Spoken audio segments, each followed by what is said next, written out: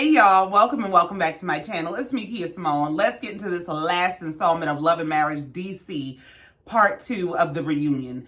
Honestly, for me, they could have kept this. They done cursed Winter out. Jamie and Erana are a demonstration in dysfunction, and they done let us know everything they doing between the sheets that I don't want no parts of. Just, child, it's too much. Let's just get into it. Before we do, please be sure to like, share, comment, and subscribe if you have not already. And let me shout out my super thanks to Yvette Greer, Debbie Thompson, and Tech Mama. Thank you. Now let's go ahead and get right on into it. So part 2 of the reunion opens up with Quick and Ashley cursing Winter out about her boyfriend, who they say is feeding her false information about them. Winter is denying that the man is giving her any kind of information about them, and they say that's a damn lie, because he said himself he's feeding her the information because he claims to know them personally and know all kinds of things about them, and they say he don't know us. So Carlos asked Winter, well, the information that you have, is it facts? She said, well, I mean, I can't confirm or deny if the information I have is fact or not, but I don't think this is the place to get into my receipts. Girl, Jamie and Quick says she ain't got no damn receipts because she don't know me. She might have a bill of goods, but she don't have a damn receipt on me. That's what she don't have. So Carlos asked Winter, well, what type of receipts do you have? And she says, you know, all kinds of things, photos, texts, documents, records that would prove infidelity, those types of things. So Carlos asked Winter, he said, well, let me ask you this.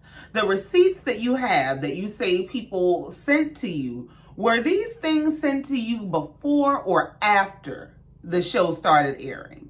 And she said, well, actually, they were sent to me after, which is why I didn't feel like it was right or necessary to air them out, because I felt like these people were just being dirty. So everybody in unison wants to know, well, why would you bring it up? If that's the case and you think these people only brought this information to you being dirty because y'all are on TV and they were going to use you as a vessel to get out whatever rumors they wanted to get out, why would you bring it up? So they press the question, and Winter finally comes out and says, well, you know, I used to work with someone who claimed to have been intimate with Quick when they worked at Park, which I guess is some club or bar that he worked at on something or another. She said she'd been heard that, but she got some additional information on Jamie and Quick in the last 48 hours before they came together for the reunion, and that information she feels like was provided to her out of spite. But in terms of what she had already heard about Quick, she feels like that person doesn't have a reason to lie. So Winter is messy and full of shit. Quick said, well, I'm going to tell you right now, that's a damn lie, because I ain't never cheated on my wife here, there, or anywhere. So you, Park, your girlfriend, all y'all can go to hell. Jamie don't know nothing but cursing people out. How about this? Whoever sent you that? And you too, while you're at it. And so Quick and Ashley addressed the fact that this is not an uncommon occurrence for them. He's a DJ, a pretty well-known one. This happens all the time where he'll take pictures in the club. He's pouring drinks in people's mouths. Ashley says, sometimes I'm standing 2 feet away, but somebody will still send me this picture and look what Quick was doing in the club. And Quick says, you know, if we were going to be broken up by rumors and allegations and things of that nature, we would have been broken up, because this is something we've been experiencing, but we don't have no problems. We is good over here. So Carlos asked Winter, is that the evidence you have? Since you said you have photographic evidence, club pictures, is that what you have? Well, I can't confirm or deny what type of information I have. If you don't take this Fifth Amendment BS on, go assert your rights somewhere else, but get the hell out of our face. Winter is that unhappy person where she's not found a place where she is satisfied in being single, and so she is spewing venom at other people's relationships and marriages. Like, why would you be painting the illusion that you have all this information that could be so detrimental and devastating to these people's marriage, and then try to plead the fifth when they ask you to present the damn evidence you claim to have? I need you. I need you. I need you to go to hell. Winter is so messy, she made me agree with Jamie. Because Jamie is like, why would you bring this up? If you're not willing to stand on and stand behind what you're saying, why would you bring these kinds of allegations to jeopardize my marriage? This ain't some girl I deal with. This is my wife, who I have children and homes and properties and businesses with. Why would you do that? So Chris interjects to say that he and Monique talked to Winter off camera to tell her that the spreading rumors thing is not okay. They especially do not support that because of what they experienced on that other show. So Carlos asked Monique, do you regret bringing Winter around the ladies? And Monique said, no, it's not so much that I regret bringing her around, but I do wonder if Winter feels like because we're in front of cameras, we're acting. Because the Winter that showed up on the show is so different from the character of the Winter that I know. Well, either you know the girl or you don't. Because you going out your way to say, I don't know this girl, we ain't never really kicked it like that, even though I said I've known her 15, 16 years, I don't. So if you don't know her that well, then maybe this is just her character. Maybe she really is just this messy. What do you mean she's different from the character you know? You said you don't know her. So Carlos goes on to ask Winter about the state of her relationship with Monique and if she feels like their relationship has changed. And she says, well, no, I don't feel like our relationship has changed. I feel like it's what it's always been. But, you know, when I came on the show, Monique and I discussed that there was probably some woman somewhere, you know, who's divorced or going through a divorce who could benefit from my story. But had I known that it was going to be this much drama and the drama would have unfolded the way that it did, I would have bowed out. Everybody in unison said, Winter, you are the drama. What are you talking about? You brought the drama. You started the drama.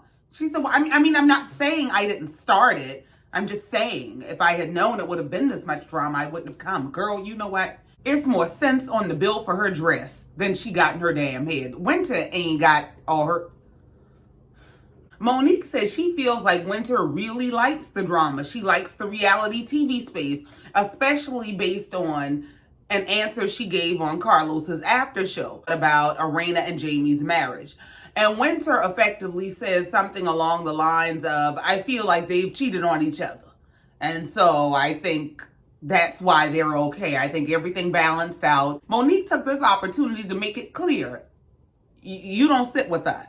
She said, you don't know Erana. You don't know nothing about Erana. You ain't ever hung out with Erana. We got a group chat that you ain't included in. Like, she went out of her way to make it very, very clear that you ain't part of this group. She said, you should have just said, I don't speak on people's marriages because you don't know nothing about them.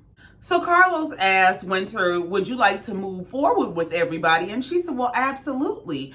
But, you know, I do feel like how I came across this season was affected by what I was walking through. And I do feel like I owe each and every one of you an apology. And Carlos said, well, do you guys accept her apology? Ashley said, no. No, I don't. Because she apologized before and y'all got it on camera. Where she apologized to us while we were at this retreat. And then she got her happy ass right on TV and talked more about us. So no, we don't accept the apology. So Carlos asked Winter if she and Monique can move forward. And Monique takes this opportunity to launch into some bullshit speech about me and Winter. For me, we're right back where we were. We never hung out. We never talked like that. She's not included in the group text. I had a pool party and everybody on social media was like, well, why wasn't Winter at your pool party? But she's not in our group text. We all talk every day and she's just not in that. So for as far as I'm concerned, we're right back where we started.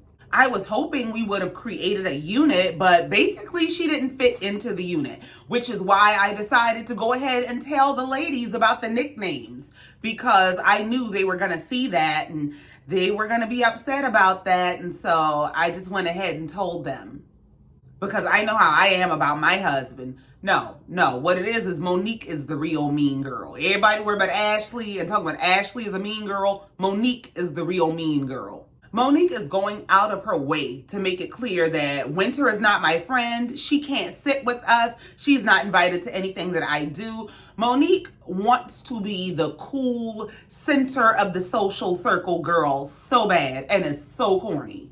She gets on my nerves.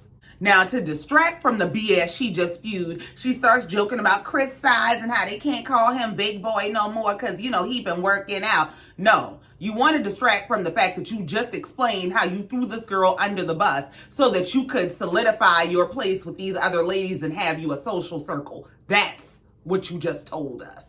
So we move on to the Jamie and Erana segment. If Jamie and Erana aren't a full-on demonstration on what it is to be in an abusive, dysfunctional relationship, I don't know what is. This was so uncomfortable and triggering to watch, it's not even funny.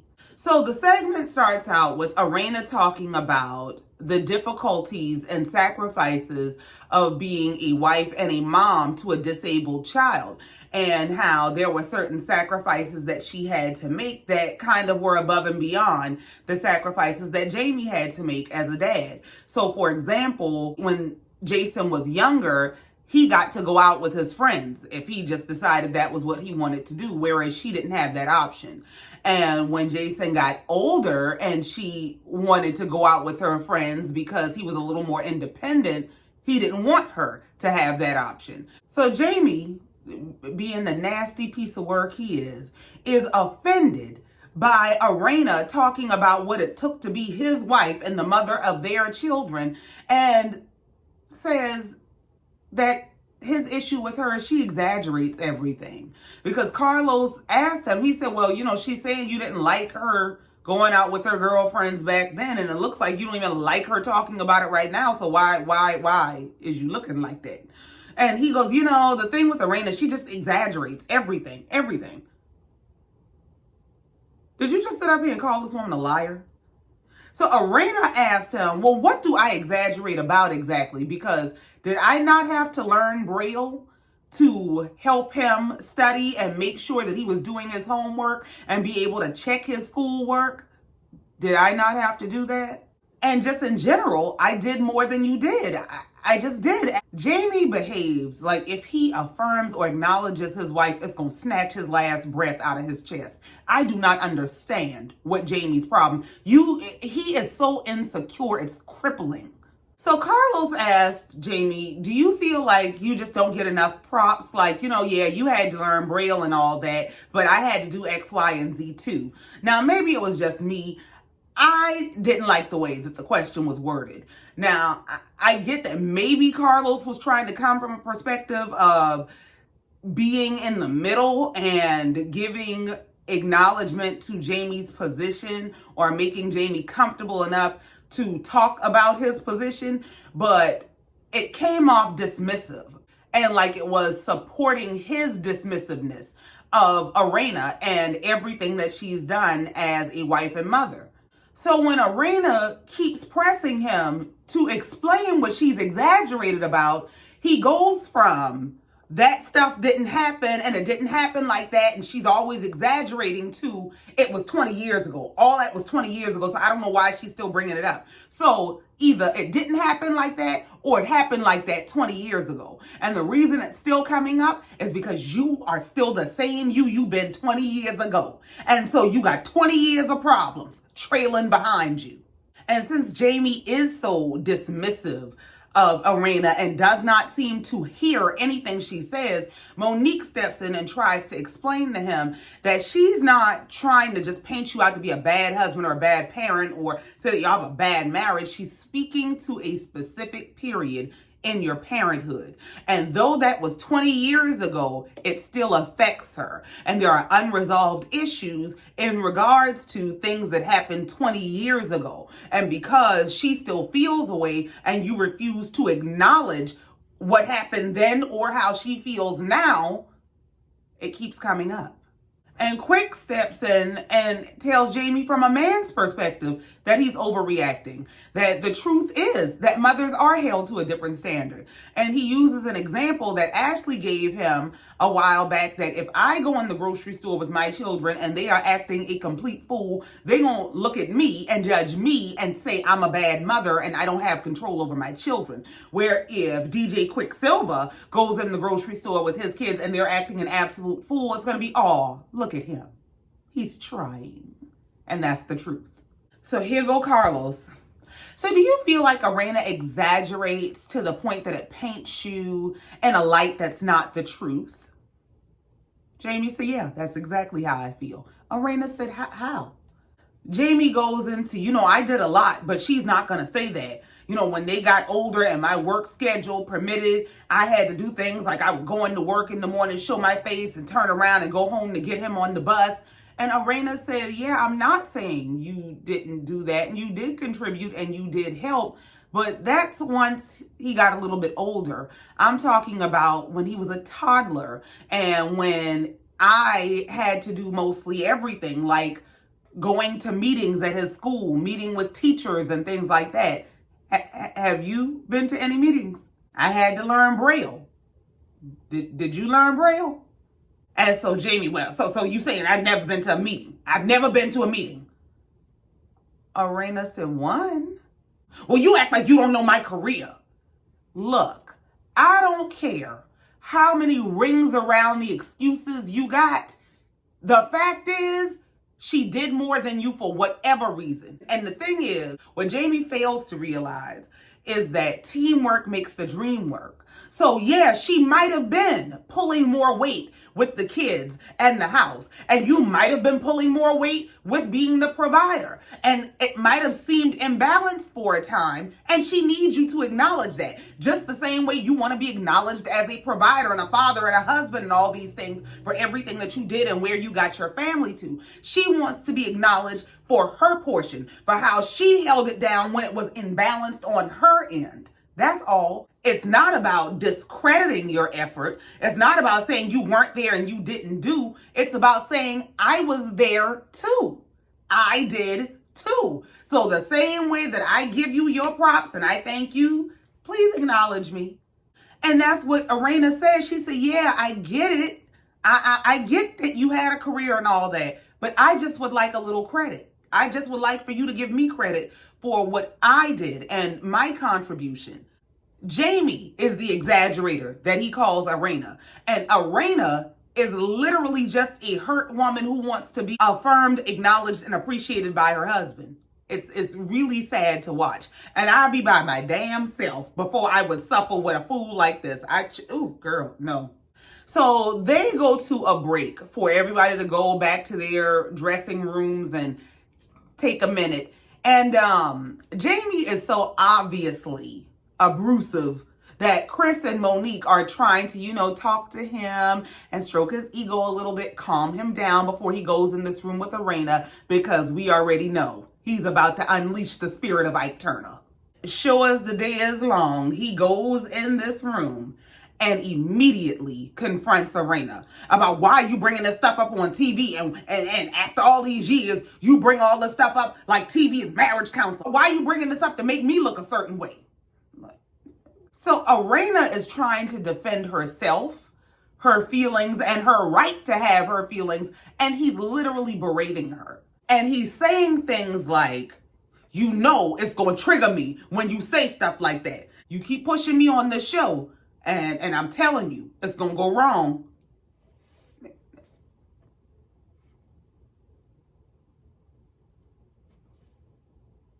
Who this motherfucker talking to? Did you Was that a threat? This man is a tyrant. They need to help Erana. I'm actually scared for her, and I'm concerned that she's scared for herself, even in that moment. I am glad that the network did as much as they could do, which is expose him.